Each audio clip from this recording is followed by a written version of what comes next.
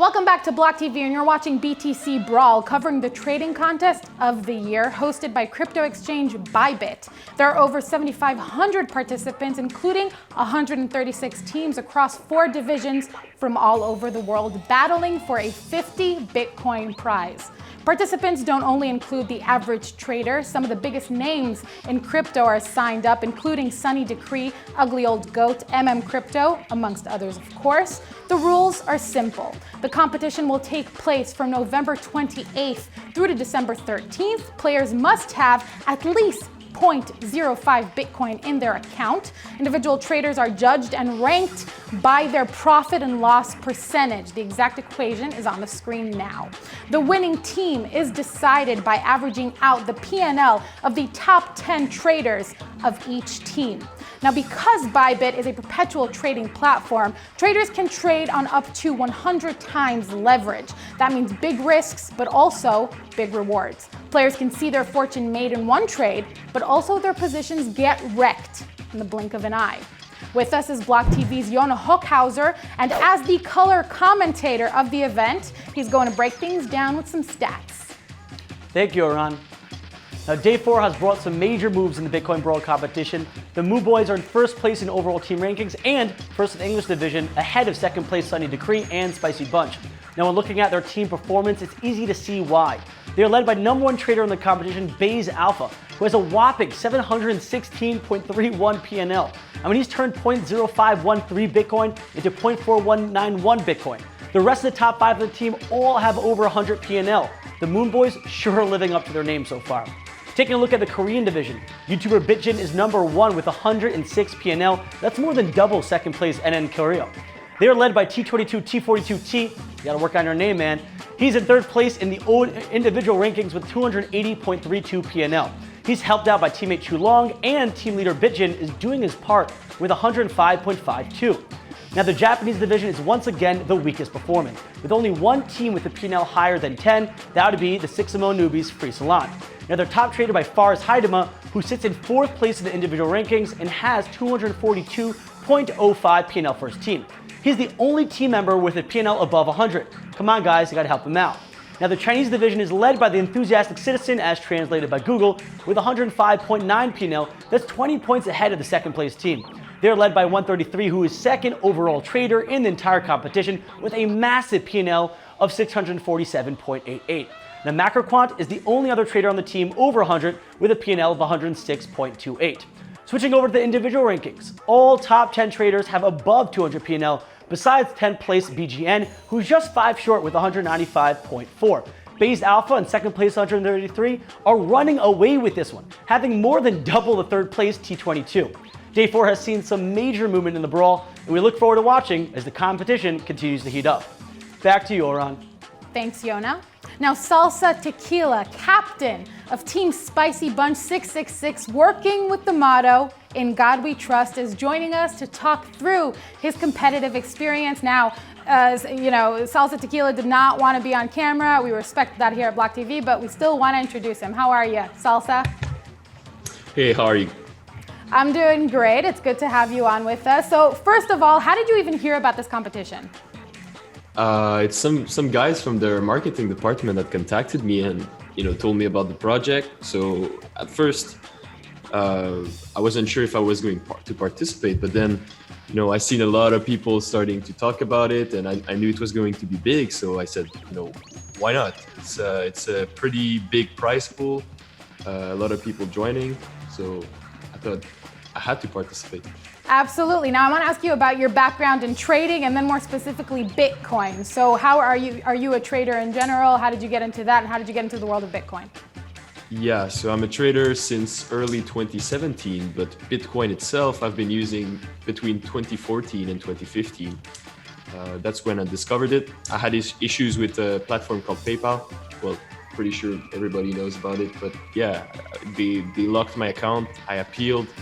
I was doing transaction on certain video games with game currencies, and they didn't like my business model. They just locked me, kept me from appealing. So I switched to Bitcoin. Seems very legitimate and the reason people get into Bitcoin to begin with. I want to ask you more specifically about Bybit. How did you start trading on Bybit? When did you start trading on Bybit and why? That was about 7 months ago. So I was looking for alternatives to BitMEX because I had been trading for, basically between 2017 and 2018, I was trading exclusively on BitMEX. And I always had those system overload issues, which cost me money over time because most of the time I trade low time frames. And when the market gets very volatile, you get those big moves and you're not able to place orders in the moment. And that's something I look to do oftentimes. Like most of my trades are in the volatility. So you found that it works kind of for your needs. Now back to the competition. How was it that your team was formed? Someone from the marketing department on Bybit told me, hey, you should try this out, form a team. So that's pretty much how it started. I said, oh yeah, let's give it a try. I made my team, started posting on my Twitter because I have a decent sized follow base. So I started telling, yeah, if you want to join my team, just go ahead, it's this one, give them the link, and that's pretty much how my team was formed. Now, for the motto and, in God we trust. Yeah, in God we trust, you have the 666 in the name there. What's up with that? Yeah, I thought that was just some memes, really no history about that. Some slamming into the dollar maybe, a little bit of US Gov of Yeah, because Bitcoin went to 6666, right? Okay, so nice gameplay there. Now I'm wondering if you guys have a strategy and if you can share what it is. I can't share everything, obviously, but I can share bits. There's a lot of public information in my pages, and I can share most of the strategy. So you can share most of it, but then are you guys working a lot as a team? Or do you find that everybody just kind of makes a move and you go with it? No, it's individual. It's absolutely individual. Like I'm not going to give signals, tell people what to do. That's their money, they decide. So we're not working as a team in that regard. No. Okay, but then what are some external variables that you look out for when you're competing? You mean across the board for the team or my own trading? You can say, well, with your own trading in regard to the competition itself.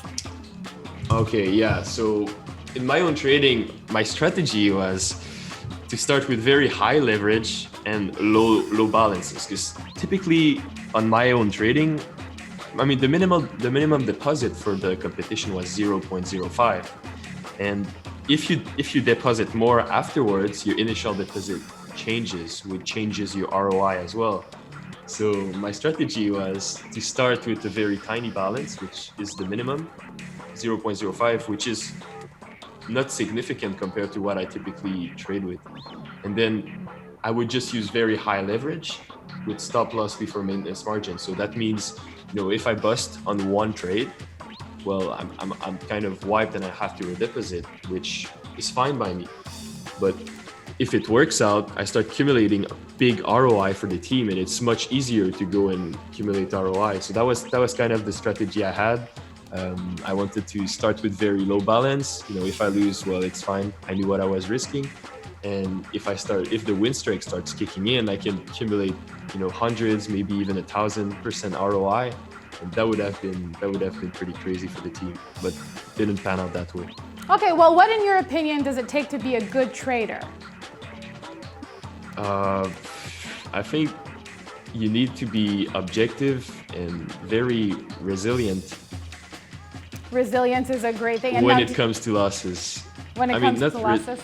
You need to know when to, the first thing you need to learn is how to take losses.